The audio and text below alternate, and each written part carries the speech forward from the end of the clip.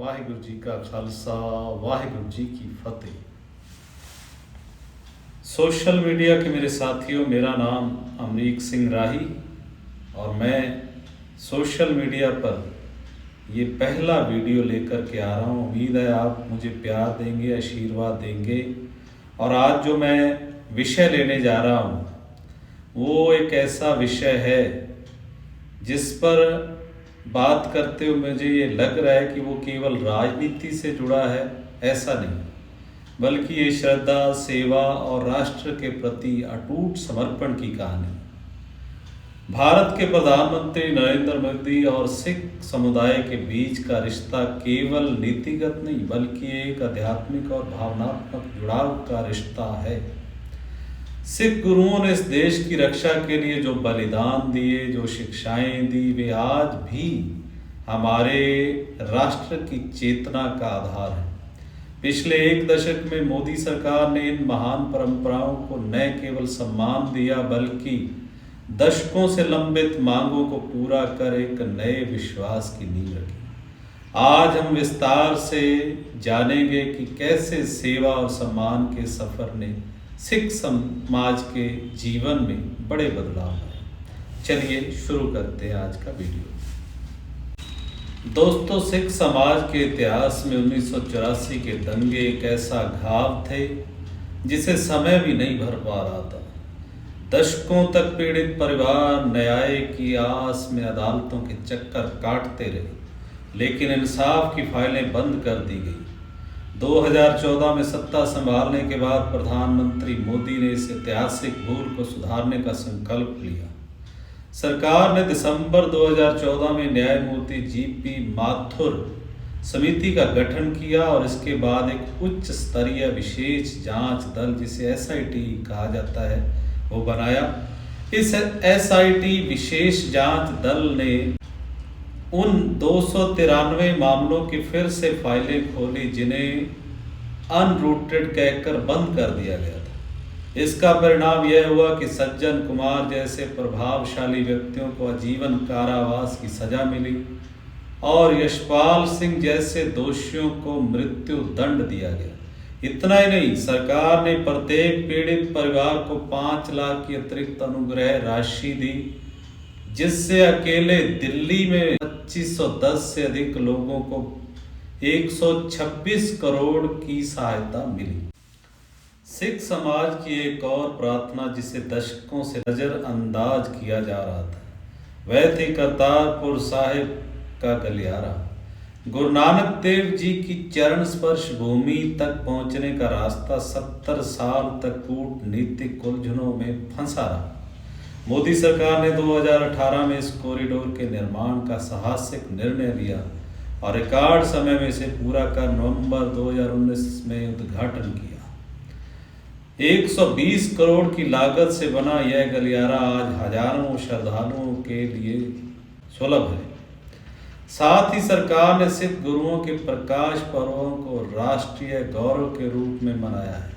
गुरु नानक देव जी का 550वां प्रकाश पर्व हो, गुरु गोविंद सिंह जी का 350वां पर्व हो, या गुरु तेग बहादुर जी का 400वां पर्व हो, या अभी अभी गुरु तेग बहादुर जी का 350वां शहीदी पर्व हो, इन आयोजकों ने पूरी दुनिया में भारत की सॉफ्ट पावर को दर्शाया है। सुल्तानपुर लोधी को स्मार्ट सिटी बनाना और गुरु तेग बहादुर जी की स्मृति में लाल किला में प्रधानमंत्री जी का संबोधन इसी अटूट श्रद्धा के प्रतीक हैं। यही नहीं, उत्तराखंड में स्थित श्री हेमकुंड साहिब की यात्रा को आसान बनाने के लिए सरकार ने 2730 करोड़ की लागत से 12.4 किलोमीटर लंबे रोपवे प्रोजेक्ट को मंजूरी दी है। यह प्रोजेक्ट 21 किलोमीटर की कठिन चढ़ाई को केवल 45 मिनट में समेट देगा, जिससे बुजुर्गों, महिलाओं और बच्चों के लिए यात्रा बेहद आसान हो जाएगी। सिख समाज लंगर और सेवा के लिए पूरी दुनिया में जाना जाता है। मोदी सरकार ने सेवा भाव को और सुदृढ़ बनाने के लिए सेवा भोज योजना शुरू की, जिसके तहत लंगर की वस्तुओं पर लगने वाले जीएसटी के अपने हिस्से की प्रतिपूर्ति सरकार खुद करती है। सरकार ने यह सुनिश्चित किया कि गुरु का लंगर बिना किसी बाधा के चलता रहे। एक और ऐतिहासिक निर्णय था अमृतसर के स्वर्ण मंदिर श्री हरमंदिर साहिब को FCRA पंजीकरण देना। 1984 के बाद पहली बार सितंबर 2020 में यह संभव हुआ कि दुनिया भर में बैठी सिख संगत सीधे स्वर्ण मंदिर में अपना दसवंध भेज सके। गृह मंत्री अमित शाह ने इसे एक पवित्र क्षण बताया था जिसने वैश्विक सिख समुदाय और उनके सबसे पवित्र स्थल के बीच के बंधन को और मजबूत किया। इसके साथ ही सरकार ने उस ब्लैक लिस्ट को भी लगभग समाप्त कर दिया जिसकी वजह से दशकों से विदेश में रह रहे कई सिख भारत आने और अपनी जड़ों से जुड़ने से वंचित थे। सितंबर 2019 तक 312 नामों को इस सूची से हटा दिया गया जिससे प्रवासी सिखों में एक सकारात्मक संदेश गया है। आधुनिक भारत के निर्माण में युवाओं को प्रेरित करने के लिए मोदी सरकार ने एक ऐतिहासिक कदम उठाया। गुरु गोविंद सिंह जी के छोटे साहिबजादों बाबा जोरावर सिंह जी, बाबा फतेह सिंह जी के बलिदान को पूरा देश 26 दिसंबर को वीर बाल दिवस के रूप में मनाता है। इसका उद्देश्य यह है कि देश का हर बच्चा यह जान सके कि कैसे 7 और 9 साल की उम्र में उन बहादुरों ने धर्म और सत्य की रक्षा के लिए अपना जीवन न्यौछावर कर दिया। एक और भावुक कर देने वाला पल तब आया जब अफगानिस्तान में तालिबान के कब्जे के बाद भारत सरकार ने न केवल वहां फंसे सिखों और हिंदुओं को सुरक्षित निकाला बल्कि गुरु ग्रंथ साहिब के पवित्र स्वरूपों को भी पूरी मर्यादा के साथ भारत वापस लाया गया। प्रधानमंत्री मोदी ने खुद कहा था कि इन स्वरूपों को भारत लाना हमारा आध्यात्मिक दायित्व है। प्रधानमंत्री मोदी का सिखों के प्रति प्रेम केवल आधिकारिक नहीं है। गुजरात के मुख्यमंत्री रहते हुए उन्होंने 2001 के भूकंप के बाद क्षतिग्रस्त हुए कच्छ के लखपत साहिब गुरुद्वारे का जीर्णोद्धार करवाया था जहां श्री गुरु नानक देव जी रुके थे।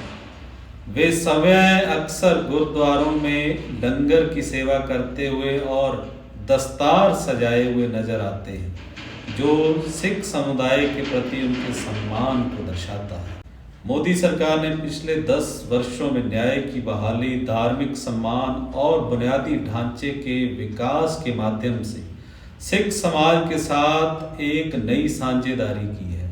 हालांकि किसान आंदोलन और बंदी सिंहों की रिहाई जैसे कुछ मुद्दों पर चुनौतियां और मतभेद भी रहे हैं, लेकिन संवाद की प्रक्रिया निरंतर जारी है।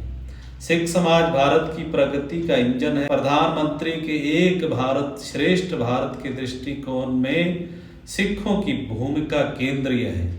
यह सफर केवल विकास का नहीं बल्कि विश्वास का है।